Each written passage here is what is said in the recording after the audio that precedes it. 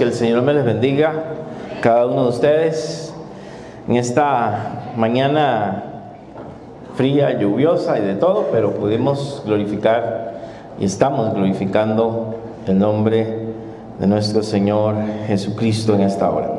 Gracias por cada uno que pudo asistir. Y estemos orando por nuestros hermanos. Hay muchas personas enfermas. Sabe que para estas fechas y todavía lo que queda de noviembre hay muchos virus por ahí y la gente se resfría. Estemos orando por ellos. Algunos de ellos están afectados de salud. Y bueno, a pesar de la lluvia y de los hermanos enfermos, hemos tenido una buena asistencia hoy. Les felicito, adelante. Y también motivarles desde ya a la próxima semana. Recuerden que tenemos el aniversario de la iglesia. Esperamos que todos puedan acompañarnos, hermanos, más que es de nuestra congregación, ¿verdad? Entonces no se quede en casa en la medida de lo posible, comparta con nosotros. Es posible que estén algunas pequeñas iglesias representándonos, por lo cual aprovecho aquí antes de iniciar, seamos colaborativos con las visitas ya desde ya. Cuando nos coloquemos en los campos, sabe que hay domingos que no cabemos muy bien aquí, coloquémonos a las esquinas, dejemos las esquinas libres para que si alguna iglesia llega tarde, puedan acomodarse y no incomodarlos a usted pasando por en medio. Trataremos de poner alguna fila atrás, tal vez algunas sillas de más también, para que quepamos. No son muchas gente que va a venir, pero ya con 20 ya tenemos problemas. Entonces, para que sepan y nos puedan ayudar. Ojalá llegar temprano para que tenga su campito ahí. Bueno, yo quiero invitarles, amados hermanos, a que pueda abrir su Biblia en Mateo capítulo 16. Mateo capítulo 16. Vamos a iniciar una nueva serie de temas, como lo hemos estado acostumbrando últimamente. Hoy vamos a hablar acerca de la identidad de Jesús y de su iglesia.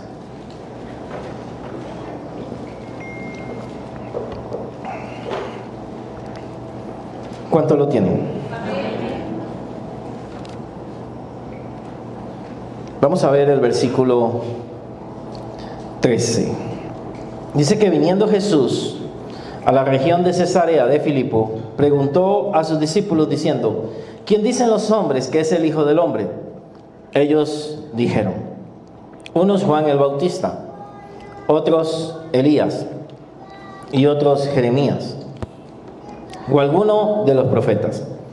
Él les dijo: ¿y vosotros quién decís que soy yo?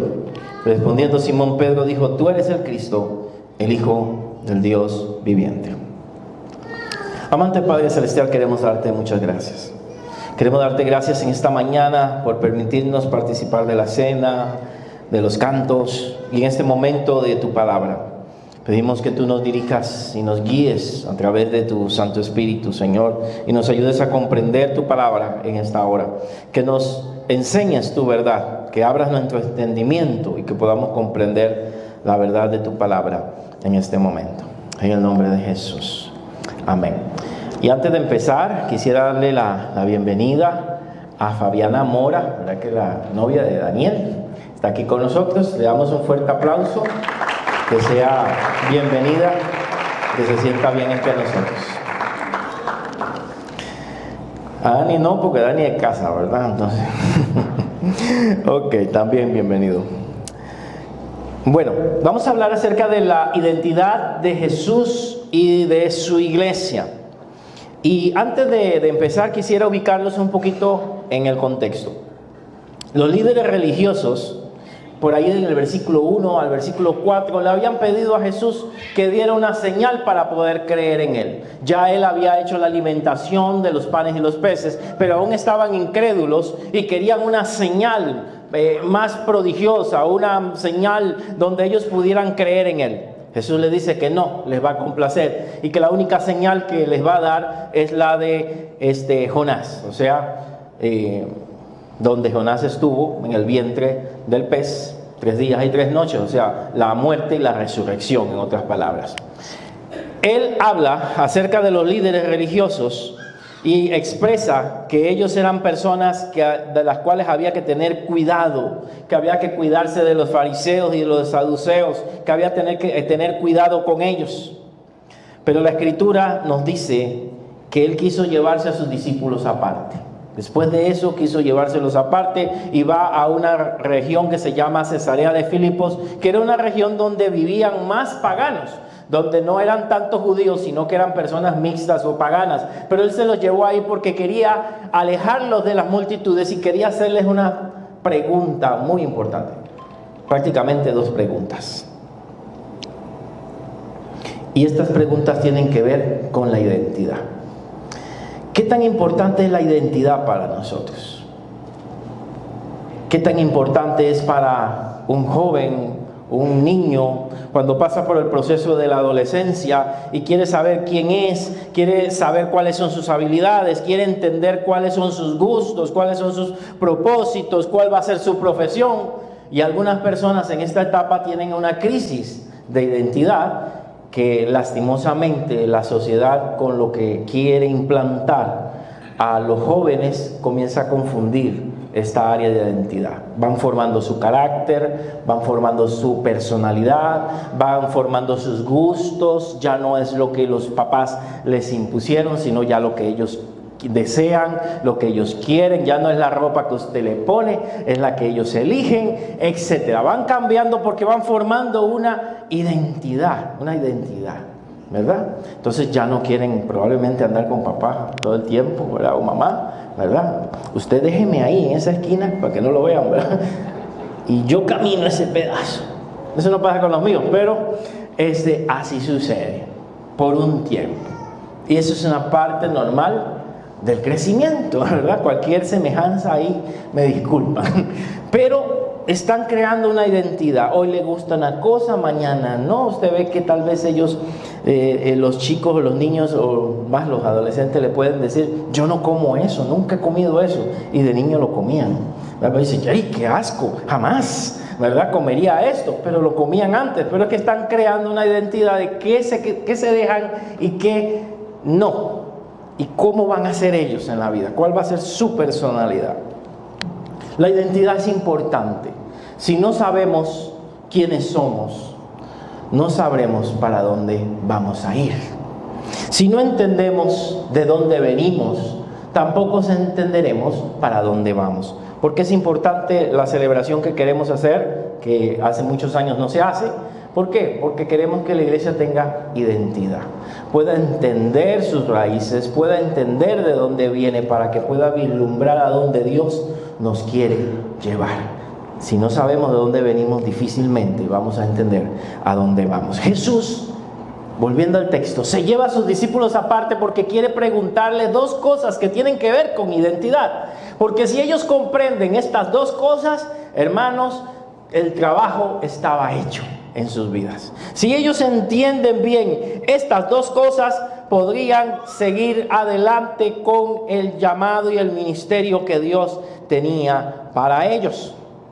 Los lleva a un lugar aparte, según el versículo 13, y allá en Mateo 13:14 nos muestra que viene Jesús a la región de Cesarea, como les mencioné, de Filipo, y le pregunta a sus discípulos. Y la primera pregunta es: ¿quiénes dicen los hombres que es el Hijo del Hombre?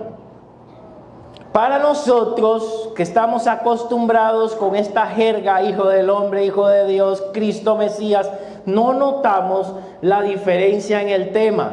Él está preguntando: ¿quiénes dicen la gente? ¿Qué dicen la gente de cómo o quién es el Hijo del Hombre? El Hijo del Hombre es el Mesías, basado en la profecía de Daniel 7, ahí se los puse abajo si no me equivoco, Daniel 7 versículo 13, donde verían al Hijo del Hombre descender de las nubes del cielo. Y entonces él le pregunta: ¿quiénes dicen ellos que es ese personaje que descenderá de las nubes del cielo? ¿Quién es? O sea, él no está hablando de sí mismo, sino que quiere saber qué opinan ellos acerca del Mesías. ¿Qué opinan ellos acerca del título El Hijo del Hombre que aparece en Daniel capítulo 7 versículo 13? ¿Quién es el Hijo del Hombre para ustedes? Para la gente. Y en el verso 14 responde: ellos dijeron, unos piensan que Juan el Bautista resucitó, que Juan el Bautista iba a ser el Hijo del Hombre. Otros dicen que era Elías, basado en Malaquías, en una profecía donde decía que en los últimos tiempos vendría Elías. Jesús después dice que Elías era el mismo, que Juan el Bautista era como Elías. Así que se cumple en él por la calidad de ministerio profético que tenía. Unos creían que tendría que resucitar Elías y venir a la tierra. Otros que era Jeremías, el profeta llorón, que se conoce como el profeta llorón. Y pensaban que el Hijo del Hombre era Jeremías o alguno de los profetas. Esa era la idea. Hermanos, muchas veces Jesús evitaba algunos títulos. No me digan de esta manera, aunque correspondían a él, porque las ideas populares en el pueblo de Israel eran equivocadas. Los samaritanos tenían una idea de un Mesías muy distinto.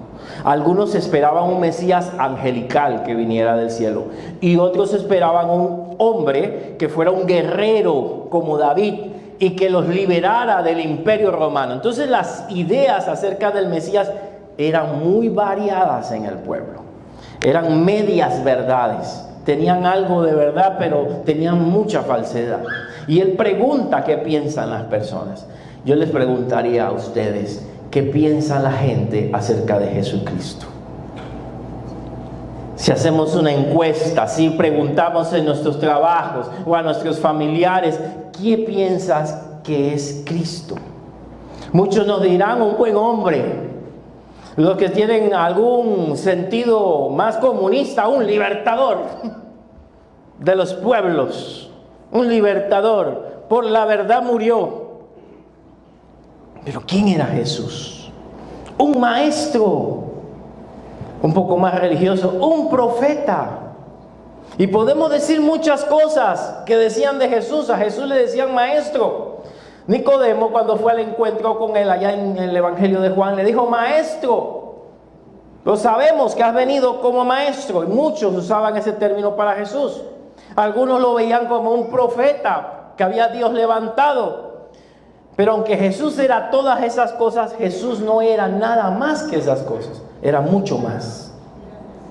Era mucho más. Y la pregunta es muy importante también para nosotros. ¿Para quién? Para nosotros, ¿quién es Jesús? ¿Qué es Jesús para nosotros? ¿Quién es Él para nosotros? ¿Es un profeta? ¿Es un hombre bueno? ¿Es alguien al cual siguen mis papás? ¿Quién es Jesús para usted? Así que la pregunta va en dos vías, hermanos. La primera pregunta es: ¿qué dice la gente? ¿Qué dice la gente del mundo? Que Jesús fue un buen hombre. Pero algunos dirán que sí fue Dios, otros dirán que no. Que Jesús fue un libertador, un revolucionario, un maestro, un profeta. Aún los mismos musulmanes reconocen que Jesús fue un profeta, pero hasta ahí lo dejan. ¿Qué dice la gente? Ahora, hermanos, hay que ir más allá de lo que dice la gente. A Jesús no le interesa, con el respeto de muchos, qué dice la gente.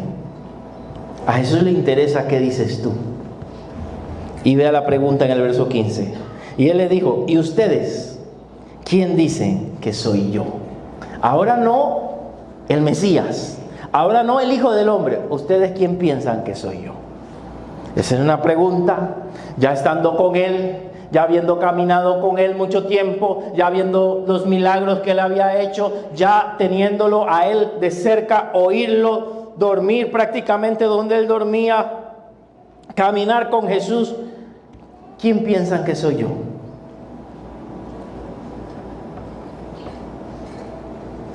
A Jesús le interesa qué piensa la iglesia de quién es Jesús. A Jesús le interesa qué piensas tú de quién es Jesús. A él no le importa que un ateo no crea en él. A él le importa qué piensas tú. ¿Qué piensas tú acerca de él? La gente puede tener ideas equivocadas de Jesús y la van a seguir teniendo, pero lo más importante es qué piensan sus seguidores. ¿Qué piensan los que lo hemos visto actuar? ¿Qué piensan los que lo hemos oído? Los que caminamos con Él. ¿Qué pensamos nosotros? ¿Qué piensas tú acerca de Jesús? Vuelvo a preguntar, ¿quién es Jesús para ti? Eso es sumamente importante. Sumamente importante para entender todo lo que el Señor va a decir más adelante. Y bueno, hermanos, como siempre, nuestro amigo Pedro, el más zafado del grupo, ¿verdad? Yo, maestro. A veces la pegaba, a veces no. Y aquí sí, la va a pegar. Y él habla por el grupo. Quiero que usted sepa que no está hablando solamente por él mismo. Probablemente los demás, habla tú, Pedro. Di tú. Juan, que era más cohibido, los demás más. No, dale tú. Si se embarca Pedro, se embarcó él, ¿verdad?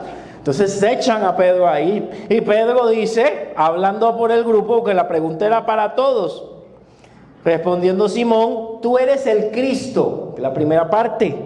El Cristo, tú eres el Mesías, el que cumplió las profecías, el que tenía que venir, el Hijo del Hombre. En un sentido, está reconociendo todos esos títulos que tienen que ver con Mesías, que podían ser malinterpretados o no, pero hasta ahí dice, tú eres el Cristo. Estamos seguros que tú eres el Cristo. Tú eres el Cristo. El término Cristo indica una relación de Jesús como el Mesías esperado, pero no lo deja ahí, se va más allá. ¿Por qué lo hubiera dejado tú eres el Mesías? Muchos creyeron que Jesús era el Mesías, pero no entendieron que era Dios. ¿Entienden? Era un hombre que vino a liberar. Era como uno de los jueces con el poder del Espíritu Santo, pero nada más. Y dice, sí, tú eres el Mesías. Pero además de ser el Mesías, además de ser el Cristo, eres el Hijo del Dios viviente. Se fue más allá. Él comprendió lo que les costó a muchos entender, de que Jesús provenía del Padre y era de la misma esencia del Padre. Hijo de Dios no es como el término que usamos nosotros. Hijo de Dios quiere decir igual a Dios, que tiene la misma esencia de Dios, que comparte la misma naturaleza. Nosotros a veces no todo, pero cuando hablamos de los hijos, nos enseñaron a verlos como inferior, y eso no es cierto. Son seres humanos iguales a nosotros, que están en crecimiento, pero son iguales a nosotros. Y cuando Él está diciendo Hijo de Dios, no es por inferioridad, sino igual a Dios, que viene de Dios, que comparte la misma naturaleza, así como su Hijo es humano, el Hijo de Dios es Dios también, comparte la misma esencia. Y ese título, Hijo de Dios, es más profundo. Es más, hasta medio se utilizaba en algunas religiones para representar a alguien que venía de los dioses. Y Él está diciendo, tú eres el Hijo de Dios. Esto ellos no lo tenían claro. Era muy difícil para un judío entender esto. Más que ellos se aprendían de memoria que Jehová era uno solo. Dice el Shema judío, si no me equivoco. Jehová uno solo es. No hay más fuera de Él. Pero ellos entienden, tú eres el Hijo de Dios. De alguna forma que no entendemos, tú eres Dios.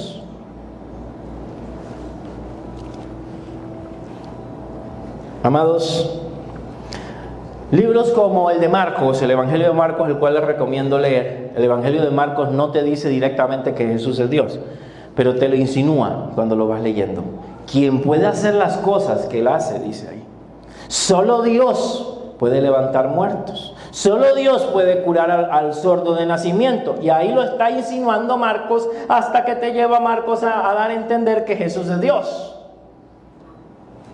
Y aquí Pedro había comprendido claramente que Jesús tenía dos cosas, que era el Mesías prometido, que vendría a traer libertad al pueblo de Israel, pero que también provenía del cielo, era el Hijo de Dios. No solamente era descendiente de David, sino que también tenía que ver con Jesús, con el Padre. Como dice Juan 1, el Verbo se hizo carne y habitó entre nosotros. Esta frase parece sencilla, pero es sumamente profunda, que tal vez a algunos les está haciendo chispas en la cabeza. Jesús es el Hijo de Dios, proviene del Padre, la misma esencia que el Padre, es Dios, no es un ser creado. Entonces, hermanos, el verso 17 le respondió Jesús a Simón, a Pedro. Simón era su nombre original, pero Jesús le cambió a Pedro por un significado espiritual que ahora vamos a ver. Le respondió, bienaventurado es. ¿Quién sabe qué significa bienaventurado? Dichoso, feliz. Simón debe estar dichoso, alegre, porque la pegaste en el examen. No, porque la batió. No, porque dio la respuesta correcta. Pero por si Simón se cree la gran cosa, le dice, Simón, hijo de Jonás. Ya lo está ubicando. Simón, hijo de Jonás. ¿Quién era Jonás? Un pescador. Bueno, ubícate. O sea, Simón, hijo de Jonás, esto no te lo ha revelado carne ni sangre. O sea, eso no es tu inteligencia. Esto no viene de tu capacidad. Esto no te lo dio ningún ser humano. Esto viene del Padre. Mi Padre que está en los cielos te lo ha revelado. Y esto es sumamente importante. Revela que la confesión de Pedro fue revelada por el Padre Celestial o el Espíritu Santo, subrayando la importancia de la revelación divina para entender quién realmente es Jesús. Quiero decirle que una persona normal no va a entender quién es Jesús por sus propios medios. Cuando usted comprende que Jesús es el Señor, cuando usted comprende que Jesús es el Salvador, cuando usted comprende que Jesús es Dios, eso es por revelación del Espíritu Santo, quien abre tu entendimiento para que tú comprendas esa verdad. Por eso hay gente que no la entiende, por eso que hay gente que no lo cree, por eso hay gente que no lo capta, porque es revelado por Dios a quien Él quiere revelárselo, y nos los ha revelado a nosotros. ¿Cuánto damos gloria a Dios? Gloria al Señor. Nos ha revelado a nosotros quién es Jesús. Si tú comprendes realmente quién es Jesús, es porque eres salvo, porque entregaste tu vida a Jesús. Si todavía no lo entiendes, necesitas que Dios trabaje contigo y necesitas un encuentro con Jesucristo.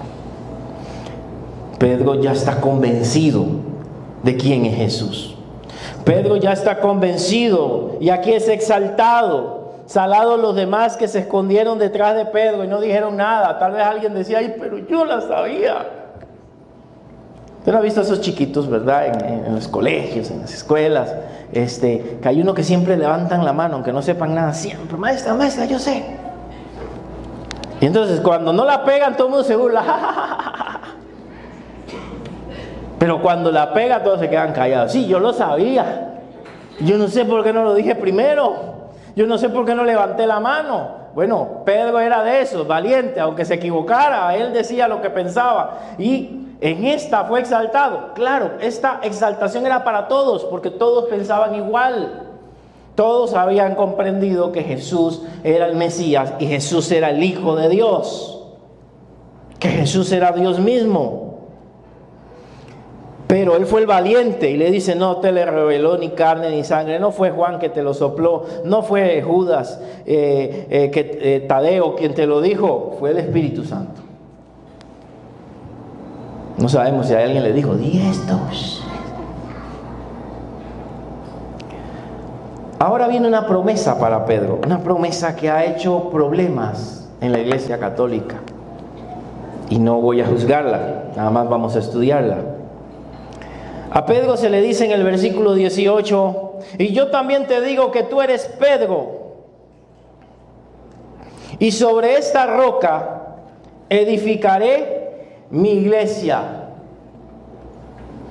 y las puertas del Hades no prevalecerán contra ella. La palabra Pedro, que significa piedra pequeña, y la palabra roca en el griego son parecidas. Y de ahí la Iglesia Popular dijo que sobre Pedro se estableció la iglesia porque las palabras son parecidas. Pedro, a ti te digo, sobre esta roca, como te digo, piedra, sobre esta roca estableceré mi iglesia. Pedro significa piedra pequeña. Y entonces, por ahí sale la teoría que sobre Pedro se establece la iglesia. Es una verdad a medias, porque la roca es Jesucristo. La roca de nuestra salvación. Hay muchos versículos, puede poner roca en cualquier buscador, y muchos versículos que se refieren a Jehová en el Antiguo Testamento. La roca de mi salvación, dicen los salmos, y se refieren a Jesús. Jesús, ¿a qué se refería Jesús con la roca? Yo te digo que tú eres Pedro, y sobre esta roca edificaré mi iglesia. Era muy común que sobre piedras vivas o sobre rocas se hicieran las edificaciones. Lo que él está queriendo decir: sobre esto que dijiste, esa es la roca, sobre lo que dijiste voy a fundar mi iglesia. ¿Y qué dijo él? Tú eres el Cristo, el Hijo del Dios viviente. Sobre esta roca, sobre esto que has mencionado, yo voy a construir mi iglesia. O sea que la iglesia se construye desde la base de que Jesús es el Señor, de que Jesús es el Salvador, de que Jesús es el Hijo de Dios. Si creemos en Cristo en estas áreas, desde ahí se fundamenta la iglesia. Y usted viene a ser parte de la iglesia en el momento que cree que Jesús es el Salvador. No en el momento que llenamos el libro de membresía, como hacemos acá. No en el momento que hacemos esto o venimos a la iglesia. Es en el momento que yo creo que Jesús es mi Salvador. Sobre esto, esta revelación, voy a formar mi iglesia. Si usted tiene duda de lo que estoy diciendo, aquí había más versículos, pero aquí hay varios versículos que pueden apoyar esto.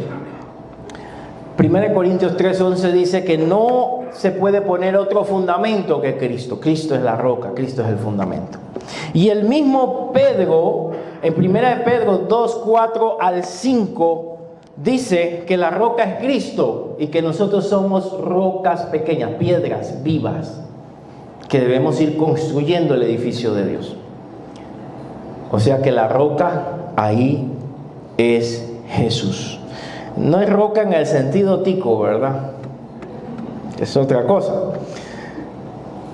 La roca es la revelación. Sobre la revelación de que yo soy el Mesías, de que soy el Cristo, es donde voy a fundar la iglesia. La iglesia no se basa, hermanos, en un pastor, porque hay iglesias que pueden estar basadas en un pastor. La figura del pastor es el centro, y la gente busca la iglesia por el pastor, o busca la iglesia por el grupo de música, o busca la iglesia por el edificio tan lindo y tan hermoso que es. Nuestro fundamento es Cristo Jesús, nadie más. Podemos estimar a los pastores, podemos amarlos, podemos orar por ellos, pero ellos no son mi base. Ni el predicador tal, ni la congregación tal, ni la denominación tal. Es Cristo Jesús, es la base de nuestra salvación. Porque si no seríamos sectas. Nuestra base es Cristo Jesús. Ahora le da esa promesa. Le dice a él, en el verso 19, algo muy interesante, pero no voy a avanzar todavía hasta allá, porque hay otra cosa que le dice acerca de la iglesia. Vamos a ver la identidad de la iglesia. Al final le dice: y sobre esta roca, sobre esta palabra que has dicho, sobre esta revelación que has mencionado, voy a edificar mi iglesia, voy a construir. La palabra edificar es construir mi iglesia. La palabra iglesia significa asamblea. Viene de una palabra hebrea que da a entender congregación. Yo voy a formar mi congregación. Yo voy a formar mi grupo de personas. Yo voy a formar mi iglesia. Pero también la palabra eclesia en griego significa llamados afuera. Son los que han sido llamados para algo. Como que yo llame aquí, vamos todos los varones afuera. Esa es eclesia. Los llamé a un grupo determinado afuera. Significa que la iglesia no es cualquier grupo de personas. Son gente que Dios ha llamado especialmente afuera del mundo. Los apartó de entre todas las personas que había en el mundo para que fueran de Él. Usted no es cualquier persona. Cuando usted entrega su vida a Jesucristo, fue apartado para Él. Es más, si vemos que también nos escogió desde antes de la fundación del mundo, fuimos apartados para Él. apartados afuera ¿de qué? Del mundo. Por eso es que no podemos vivir igual que el mundo, porque somos diferentes, porque Él nos llamó, porque Él nos llamó a ser parte de una congregación aparte de. Y no estoy hablando de la congregación Luz y Esperanza. Luz y Esperanza es iglesia local, eso se llama iglesia local. Pero hay algo que se llama iglesia universal, que es a la que pertenecemos todos cuando aceptamos a Jesucristo. Aunque hayan diferencias teológicas con otras congregaciones o prácticas distintas, mientras tengamos la fe en Jesucristo y las doctrinas básicas, somos hermanos. Y venimos a ser parte de la iglesia de Jesús. Así que yo voy a formar, yo voy a levantar, yo voy a construir mi iglesia. ¿Y cuál es la promesa para esa iglesia? No sé si usted medio pueda ver porque ahí tenemos problemas con la luz. Pero aquí están tratando de derribar estas murallas. Son murallas de un castillo, son murallas de una fortaleza. Y esas puertas eran enormes. No podían ser derribadas fácilmente. Y usaban este tipo de tecnología en aquel tiempo para poder derribarlas. Y el texto dice, y las puertas del Hades. Hades, muerte o infierno, dependiendo de qué esté hablando, no prevalecerán contra ella. ¿Contra quién? Contra la iglesia. Cuando leemos este texto, las personas han pensado al revés, como que el diablo nos está golpeando la puerta y nosotros estamos así, que no entre. Siempre pensamos en Satanás dándonos palos a nosotros, garroteándonos y nosotros defendiéndonos. Pero el texto me dice que las puertas del Hades no pueden soportar a la iglesia. La iglesia es la que lo ataca. La iglesia es la que lo golpea. Y está golpeando las puertas del mismo infierno. La está derribando. ¿Y qué hay en ese castillo? Detrás de esas puertas. Sería bueno preguntarnos. Por ahí, por Marcos 3, 27. Nos da la idea de que para poder robarle, Jesús habla a un hombre fuerte, sus bienes hay que atarlo. Así que probablemente detrás de esas puertas hay algo valioso para Satanás. Hay algo valioso para él que él cuida y que tiene resguardando y que la iglesia puede derribar y quitárselo. ¿Qué serán? A ver si ya capta. ¿Qué tiene él resguardado que lo defiende?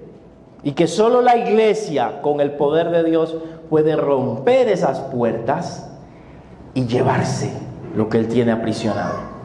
¿Qué será? Díganme. Las almas.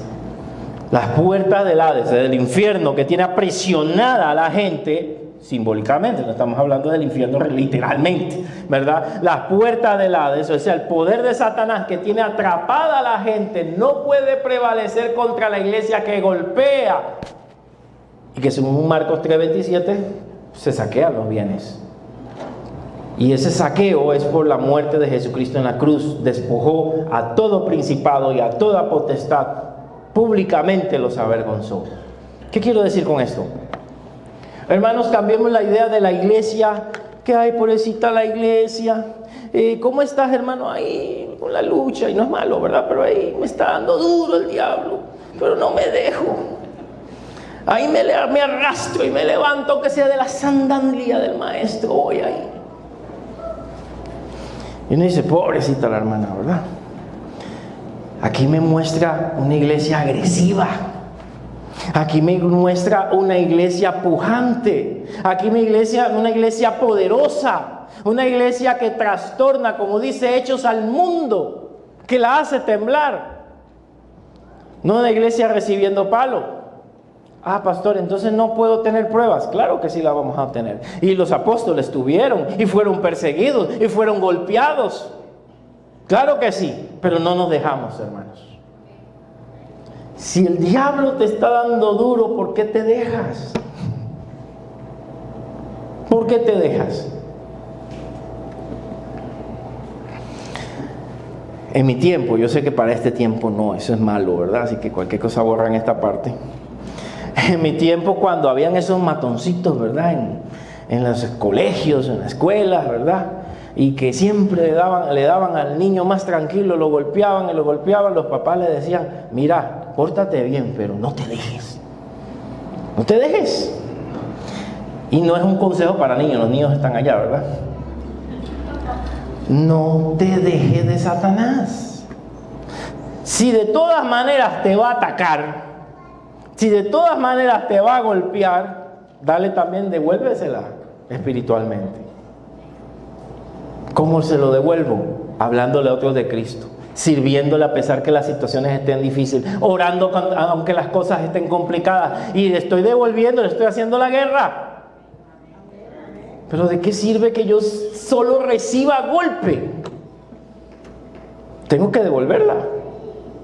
Es una iglesia atacando y el diablo con miedo atrás, porque le está llevando las almas, se las está robando, se las está quitando. Está ganando personas, está sacando gente de las drogas, está sacando gente de la prostitución, está ganando personas que no tenían a Cristo, y él le molesta. Claro que le va a molestar. Son suyos, se los quiere llevar al infierno.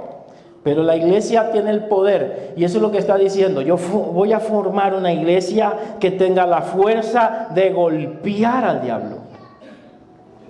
Muy diferente a veces de lo que vivimos. Hermano, me tocaba servir hoy, pero vieras qué problema tengo yo en la casa y yo no tengo el ánimo de hacer nada. La verdad que no. Le estás dejando que el diablo gane. Estás dejando que el diablo gane. Porque si es cuando todo vaya bien, no sé cuándo vas a servir.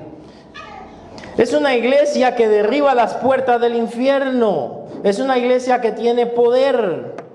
Y se va al versículo 19 y nos dice en el versículo 19 que le da también a Pedro, otra cosa también malinterpretada: a ti te daré, como representante de la iglesia, ¿qué le va a dar? Las llaves del reino de los cielos. ¿Y qué se imagina la gente? Hasta en caricatura sale el pobre Pedro. Un señor con una barba y unas llaves grandísimas ahí. Y dice: no, tú no pasas. Así, me caes bien, así sí te abro la puerta. Es lo que piensa la gente, que él tiene las llaves del reino de los cielos para que la gente entre, ¿verdad?, al cielo, que él es el portero. Las llaves tenían en el tiempo antiguo un significado de autoridad. En Apocalipsis 3:7, que ahí está, Jesús dice: yo tengo las llaves, yo tengo la autoridad. Y a esta iglesia de Filadelfia, en Apocalipsis, le dice: he abierto una puerta grande que nadie puede cerrar. Las llaves son para abrir ¿qué? Puertas, para abrir oportunidades, para darnos una entrada, una bendición, una entrada a una bendición. Para eso son las llaves. Las llaves representan autoridad. No tengo el tiempo para explicarlo por completo, pero las llaves vienen como una promesa de David. Apocalipsis 3:7, yo te daré a ti las llaves de David. Son las llaves de David que se mencionan en Isaías. O sea, la llave mesiánica, la llave que da autoridad a la iglesia, poder a la iglesia. Esto da a entender que Pedro no era el único que tuvo la llave, pero fue el primero que la tuvo. ¿Dónde usó la llave Pedro? Vamos a pensar. ¿Cuándo usó la llave Pedro? Y usted pensando allá en el cielo, ¿cuándo fue el primero que dejó entrar? Y será Abraham, será el que dejó a Abraham entrar.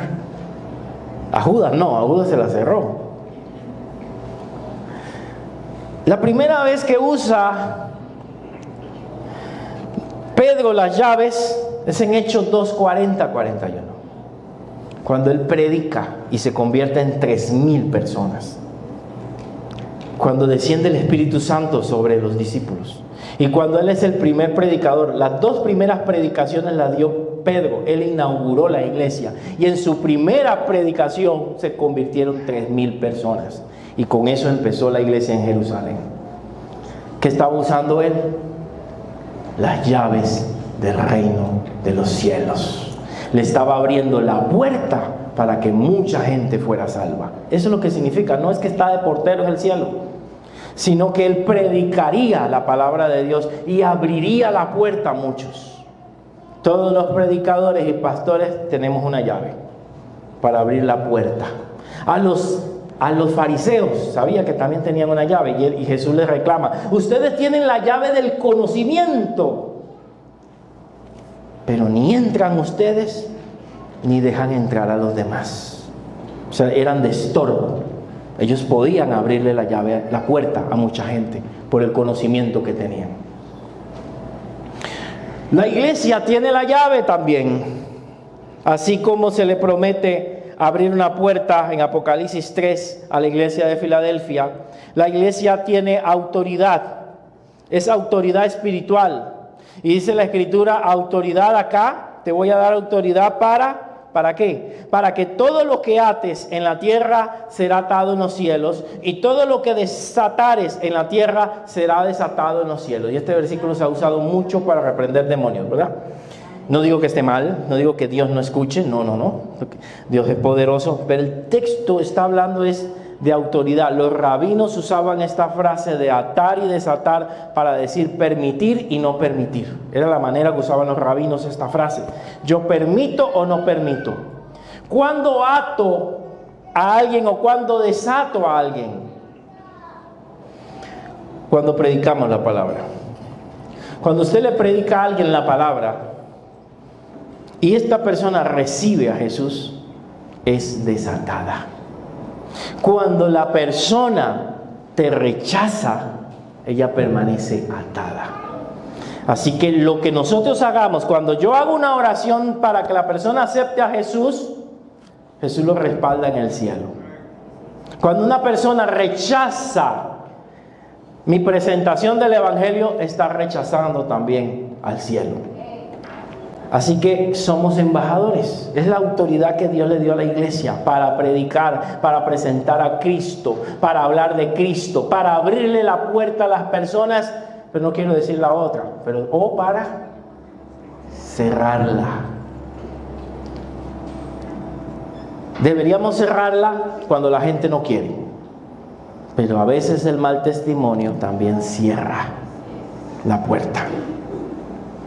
Cuando damos mal testimonio, estamos cerrando la puerta para que la gente no entre, como pasó con los fariseos. Así que te está dando autoridad.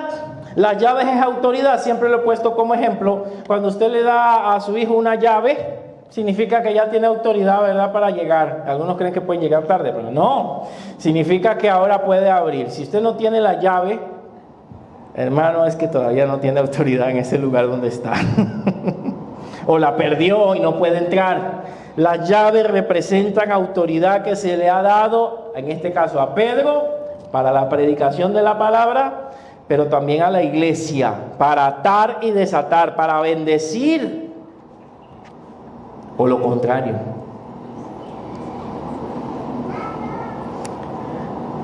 Entonces, la iglesia tiene autoridad.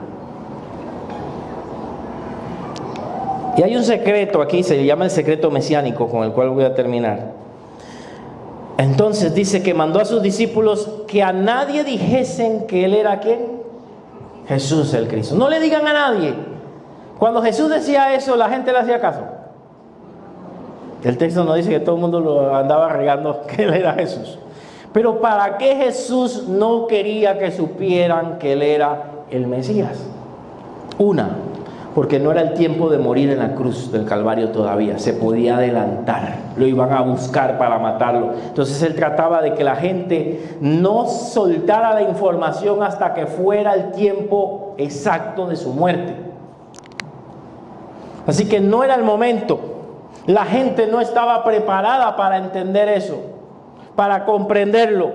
Podían matarlo, buscarlo como blasfemo y matarlo antes de tiempo. Y él tenía que llegar a la cruz. En algunos momentos quisieron apedrearlo. Él tenía que morir en la cruz. Así que no servía que él pasara la información. Jesús instruyó a sus discípulos a guardar la identidad del Mesías en secreto para preparar el camino para su ministerio y asegurar que su revelación fuera entendida en el tiempo adecuado. 3 conclusiones, hermanos. La confesión de Pedro resalta hermanos, la importancia de una fe auténtica y personal. No es la fe de mi papá, no es la fe de mi mamá, no es la fe de los hermanos de la iglesia, es mi fe. No es lo que dice la gente. ¿Qué digo yo de quién es Jesús? ¿Quién es Jesús para mí? Y yo quiero que te lleves esa respuesta en tu corazón. ¿Quién es Jesús para ti? ¿Una religión más? ¿O Jesús es mi Señor? Jesús es mi Salvador. Jesús es Dios. Es el Hijo de Dios. ¿Quién es Jesús para ti?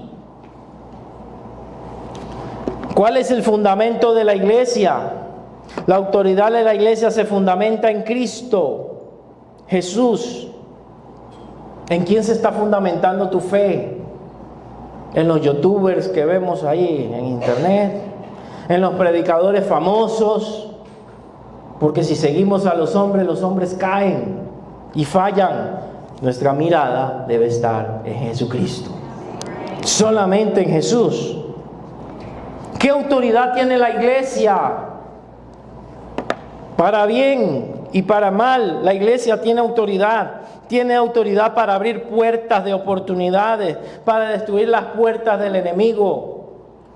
La Biblia dice que donde abunda el pecado, sobreabunda la gracia. Donde hay una iglesia debemos trastornar a nuestro alrededor. Deben convertirse personas, deben cambiar personas, debemos impactar a los que andan por la calle, debemos impactar a las personas. Tenemos que ser un impacto para estas personas, para nuestros vecinos, para nuestros familiares. Tenemos que impactarlos. Pero con una llave abres puertas, pero también las cerrás. ¿Cómo lo aplico a mi vida? Primero, vuelvo a repetirlo, es llevarme claro quién es Jesús para mí.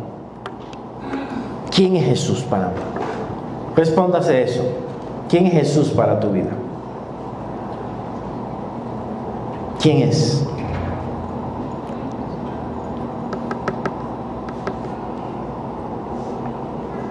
¿Ya se lo respondió?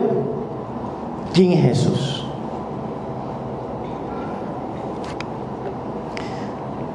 Lo segundo, ¿qué es la iglesia para mí? ¿Son 4 paredes?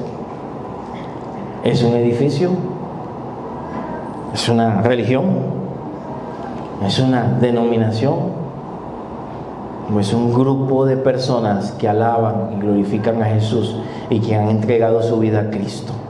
Eso es la iglesia. Esto no es la iglesia. Este es el edificio que utilizamos, gloria a Dios, que hay donde meternos. Pero esto no es la iglesia, aunque le llamamos iglesia, pero no es la iglesia. La iglesia es usted. La iglesia soy yo. Jesús no murió por el edificio, murió por nosotros. Podemos embelezarnos con el edificio, pero Jesús murió fue por las personas. Todo lo que tenemos es ¿para qué? Para usted.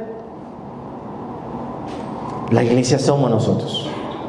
La iglesia debe estar fundada en Cristo, no en filosofías huecas, no en pensamiento de hombres, no en personajes. Es en Cristo Jesús. Y la tercera pregunta será: ¿cómo te ves a ti mismo? ¿Cómo te ves a ti mismo? ¿Te ves derrotado? ¿Te ves apaleado por la vida? Como un hermano una vez dijo: es que yo soy como un gusanito de tierra delante de Dios. Eso no vino a morir por un gusano. También es importante, sin caer en extremos, que sepamos quiénes somos. En el Antiguo Testamento se hablaba del pueblo de Dios como la niña de los ojos de Dios. ¿Qué pasa si te tocan el ojo? Te irritas, ¿verdad? Y de una vez tratas de defenderte. Somos especial para Dios, somos especial tesoro, somos nación santa, somos pueblo adquirido por Dios, con un propósito, dice Pedro, para anunciar las virtudes de aquel que nos llamó de las tinieblas a su luz admirable.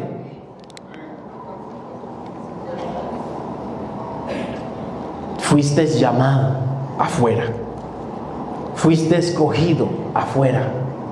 Fuiste elegido. No es que yo llegué a la iglesia y el día que yo encontré a Jesús, Jesús no estaba perdido. No había que encontrarlo. Él te encontró a ti. Él te llamó a ti. Estás aquí no por casualidad, fue porque Él pensó en ti. Hay un plan, hay un propósito para nuestras vidas. Somos especiales para Él. Y tenemos que tener claro dos cosas: quién es Jesús y quiénes somos nosotros.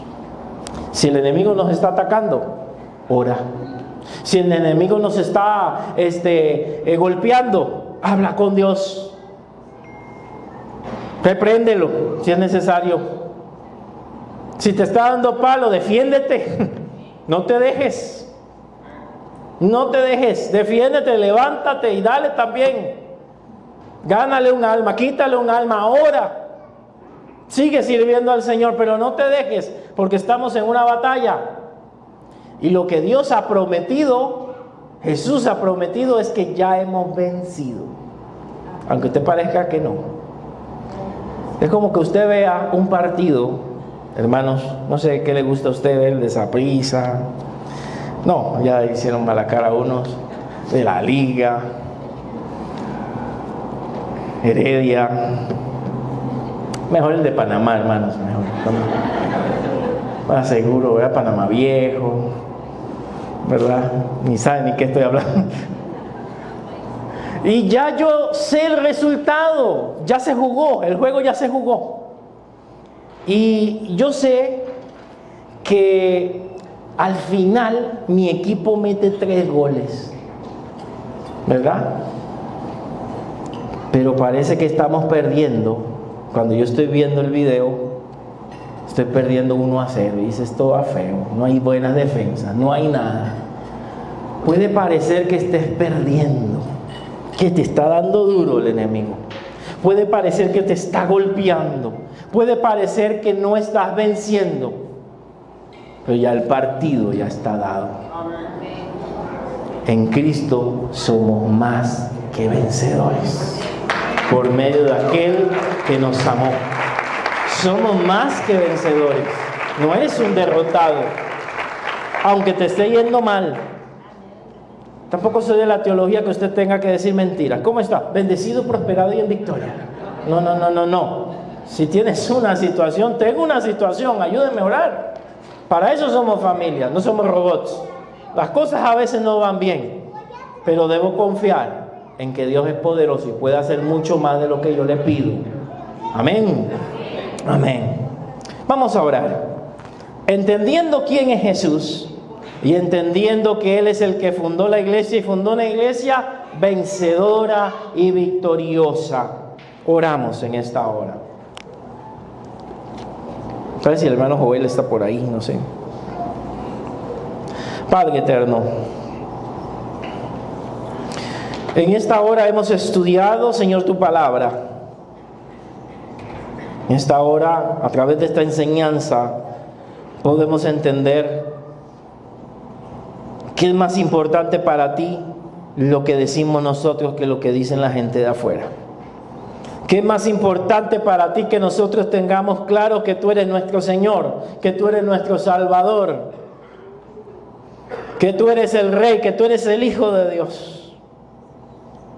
Pero también es importante que sepamos que la iglesia depende de ti, que tú eres su fundamento, que no podemos poner otro fundamento que no sea Cristo Jesús. Que es importante que sepamos que nos creaste vencedores para destruir las puertas del Hades, para arrebatar las almas al enemigo. Y puede ser que no veamos humanamente victoria, pero al final de todo somos más que vencedores. Oramos por estos familiares que tal vez están alejados de ti, que el enemigo tiene cautivos. Oramos en el nombre de Jesús para que se rompan todas las cadenas y puedan ser libres.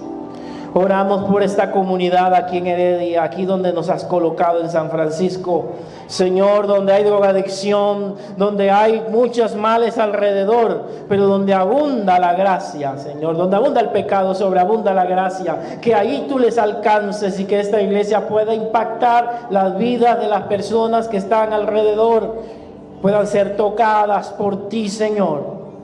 Y podamos derribar fortalezas porque nos has dado autoridad, la autoridad de las llaves del reino de los cielos para predicar tu palabra, para alcanzar las almas. Mi Dios, tal vez no las usemos como Pedro para ganar miles de una vez, pero usted, amado hermano, tiene las llaves también. Cuando usted le habla a un familiar, cuando usted le habla a un vecino, cuando usted invita a alguien, usted está usando las llaves para que esta persona entre en bendición. Que Dios use esta iglesia. Estamos próximos a celebrar estos 38 años y podemos decir que hasta aquí nos ha ayudado el Señor, y confesamos y creemos que esta iglesia se va a levantar para tu gloria y honra, y va a alcanzar, Señor, los planes que tú tienes para ella, porque no fue fundada por hombre, sino fue fundada por ti, Señor. Y a pesar de las dificultades que ha tenido, tú la mantienes firme, porque no es obra de los hombres, es obra tuya. Te pido por todas las personas que han venido a integrar a esta iglesia en estos últimos años, para que en el nombre de Jesús cada día ellos puedan encontrar su lugar en medio de esta familia, puedan sentirse bien, puedan crecer y puedan también con tu poder ser usados para ganar almas para ti. Gracias por ser nuestro Señor. Gracias por ser nuestro Salvador. Gracias por morir en la cruz del Calvario por nosotros. Gracias porque entendemos quién eres. Sabemos quién eres tú y entendemos quiénes somos nosotros. Somos tu cuerpo. Somos tu iglesia. Somos, Señor, real sacerdocio, linaje escogido, pueblo adquirido por Dios. Y así en esto, Señor, que no lo olvidemos en medio de las pruebas, en medio de las dificultades, que nos ha dado poder para vencer y darnos la fuerza para seguir perseverando, para ser pacientes en oración, para ser perseverantes sirviéndote a pesar de las luchas y los ataques que el enemigo pueda levantar contra nosotros. Podemos entender que nos has dado la victoria y nos seguirás ayudando. Jesús amó su iglesia. Jesús la amó tanto que murió por ella en la cruz del Calvario. No olvides, Jesús te ama. Jesús te ama. Puedes decirlo ahí donde está: Jesús me ama y tiene un plan y un propósito para mi vida. En el nombre que sobre todo nombre te damos gracias. ¿Qué tal si damos un aplauso a nuestro Señor? A Él la gloria, la honra y la alabanza.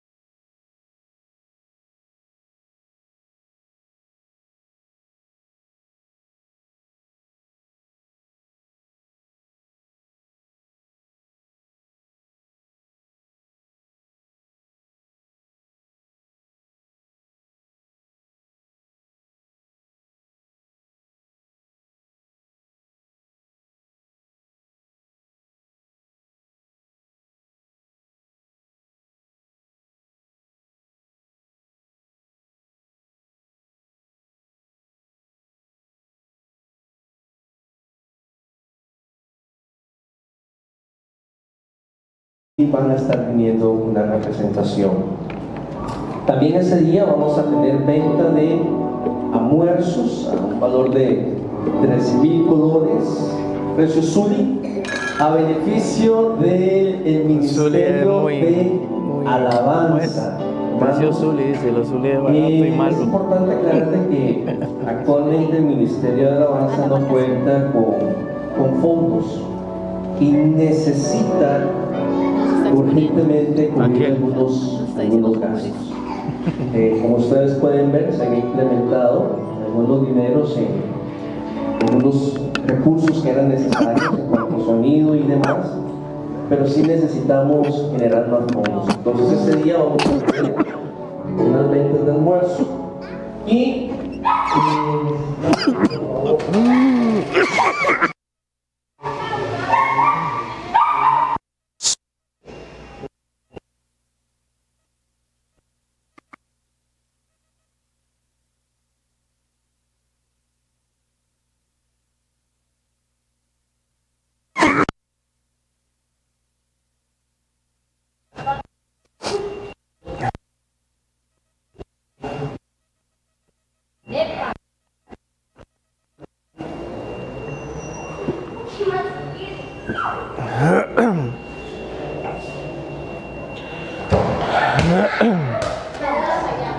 tengan cuidado con un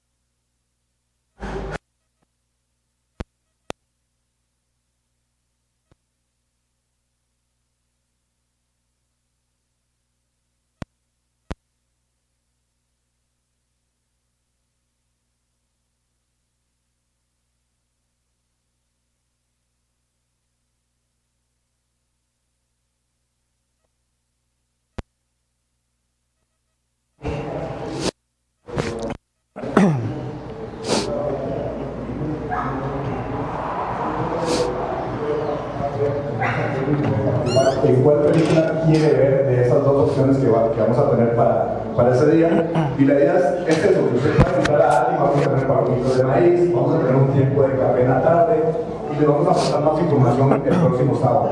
El próximo sábado vamos a hacer una preventa ya de entradas, el costo va a ser 1.500 colones, ahí va a incluir muchas cosas, palomitas, muchas cosas que ustedes pueden consumir aquí mismo. Entonces, queremos la participación de la iglesia. El año pasado lo hicimos y estuvo muy bonito.